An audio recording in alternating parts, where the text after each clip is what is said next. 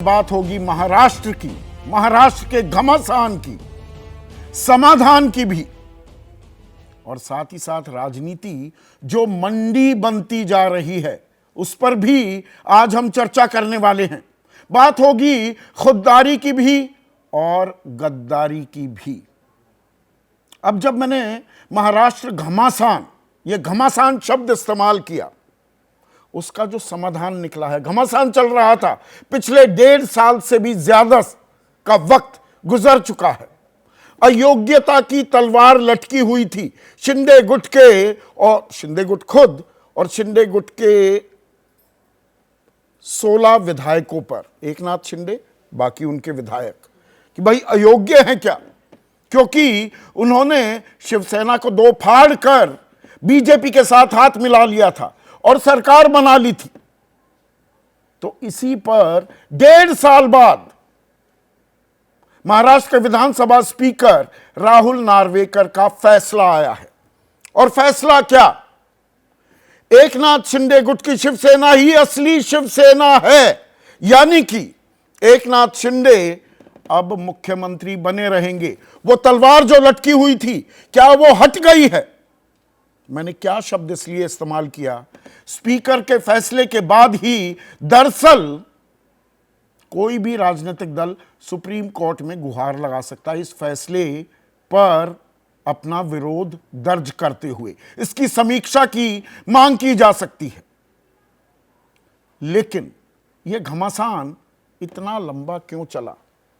और घमासान शब्द क्या जून 2022 के बाद ही शुरू हुआ या उससे पहले की कहानी है? दरअसल यह कहानी 2019 में ही शुरू हो गई।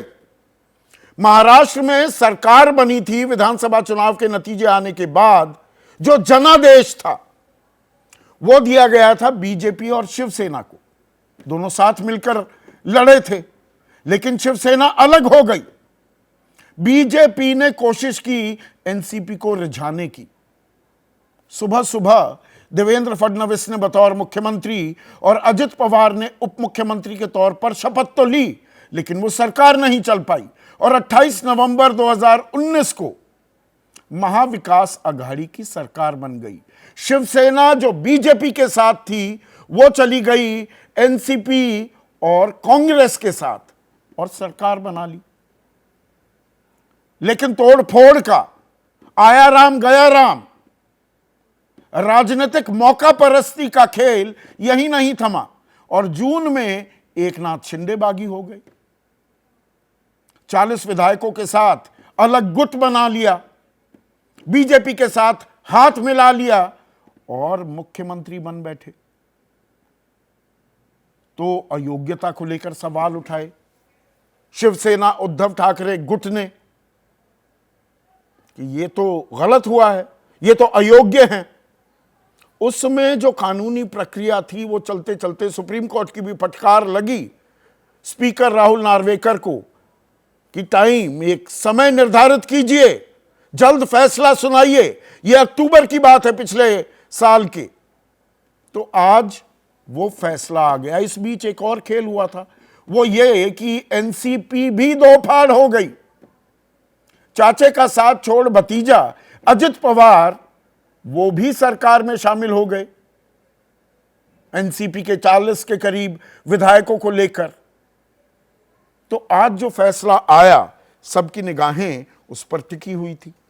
फैसले में क्या सुनाया स्पीकर राहुल नार्वेकर ने? उन्होंने कहा कि ये कोई अयोग्य नहीं है, शिवसेना शिंदे गुट ही असल शिवसेना है। उद्धव ठाकरे को तो शिंदे को पद से हटाने का अधिकार, अख्तियार ही नहीं था। उद्धव ठाकरे गुट की दलीलों में कोई दम नहीं। 2018 के संविधान को आधार बनाने की कोशिश की जा रही थी, जिसमें पार्टी अध्यक्ष के पास सारी पावर होती है, लेकिन ईसीआई के रिकॉर्ड में तो वो है ही नहीं।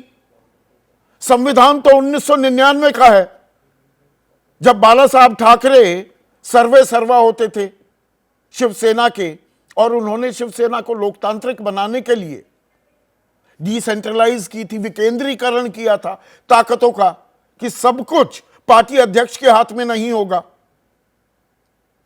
अब उसी को आधार बनाकर राहुल नार्वेकर कह रहे हैं चुनाव आयोग के पास 2018 का संविधान, उसकी कोई प्रति है ही नहीं, संशोधित संविधान क्या है हम जानते ही नहीं, और पुराने संविधान के हिसाब से पार्टी का जो फैसला है वो राष्ट्रीय कार्यकारिणी लेगी। राष्ट्रीय कार्यकारिणी की मीटिंग हुई नहीं है 2018 के बाद। तो क्या ये कानूनी दांव पेचों में पूरा खेल फंसा है? क्योंकि अब सुप्रीम कोर्ट में जाकर गुहार भी लगा सकते हैं शिवसेना, उद्धव ठाकरे जो गुट है, लेकिन समय कहां बचा है? अभी तो लड़ाई शुरू हो गई है लोकसभा चुनाव की। लोकसभा के ठीक बाद विधानसभा चुनाव होने वाले हैं महाराष्ट्र के। तो अगर सवाल भी उठाए जाएं, समीक्षा के लिए गुहार भी लगाई जाए, तो उससे कुछ निकलेगा भी, या ये दरअसल अपने आप में पूरी की पूरी एक्सरसाइज इन फ्यूटिलिटी, यानी कि बेईमानी हो जाएगी क्या?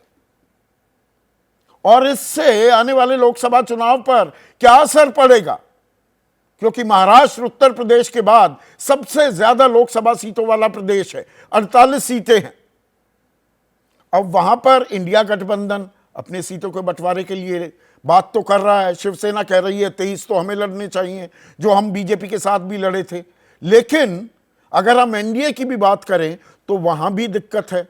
अयोग्य हो जाते एक नाथ शिंदे तो बीजेपी के लिए एक आसानी, दिक्कतें तो आती पर एक आसानी लोकसभा सीटों के लिए हो जाती कि एनसीपी के साथ ही बातचीत करनी बाकी रह जाती। मैं अजित पवार गुट की बात कर रहा हूं। लेकिन अब एक नाथ शिंदे मुख्यमंत्री बने रहेंगे, वो भी ताल ठोकेंगे। वो तो कह रहे हैं मैं असल शिवसेना ने 23 सीटों पर चुनाव लड़ा था, तो हम उससे कम पर क्यों माने? तो वो पेंच भी अटकेगा क्या? पर राजनीति की क्या तस्वीर आ रही है महाराष्ट्र से? ये आया राम गया राम जो पॉलिटिक्स है, जो ये मंडी विधायक जो घोड़े समान हो जाते हैं और उनकी बोली लगाई जाती है, ये हमारे लोकतंत्र की कौन सी तस्वीर हम देख रहे हैं? इन तमाम बातों पर हम चर्चा करने वाले हैं। लेकिन राहुल नार्वेकर जो स्पीकर हैं, उन्होंने जो 65 मिनट अपना फैसला सुनाया, उसका मेन अंश क्या था, वो जरा सुनिए। On this ground, I hold that respondents cannot be held to be disqualified on this ground. In view of my conclusion that 1. The Shinde faction was the real political party when factions emerged on this ground. ऐसे में आज का सीधा सवाल, महाराष्ट्र का घमासान निकल गया समाधान? अब ये फाइनल सॉल्यूशन है क्या? और महाराष्ट्र की लड़ाई गद्दारी खुददारी पर आई। अब गद्दार और खुददार इन शब्दों का भी पहले भी इस्तेमाल हो रहा था, आज के बाद तो और खुलकर होने वाला है। गद्दार कौन है, खुददार कौन है, अब ये तो आप यानी कि जनता जनार्दन तय करेगी। जैसे ही घड़ी का काटा दोपहर 2:30 पे आए, बबीता जी का दिल सास बहू साजिश के लिए मचल जाए। और ये है इनकी बहू, पूरे दिन ऑफिस की टेंशन हो जाए गॉन जब ये करें अपना फेवरेट शो फ्री टाइम पे ऑन। इनकी तरह आप भी देखें अपना फेवरेट शो अपने टाइम पर और डाउनलोड कीजिए एबीपी लाइव ऐप अपने स्मार्ट टीवी पर।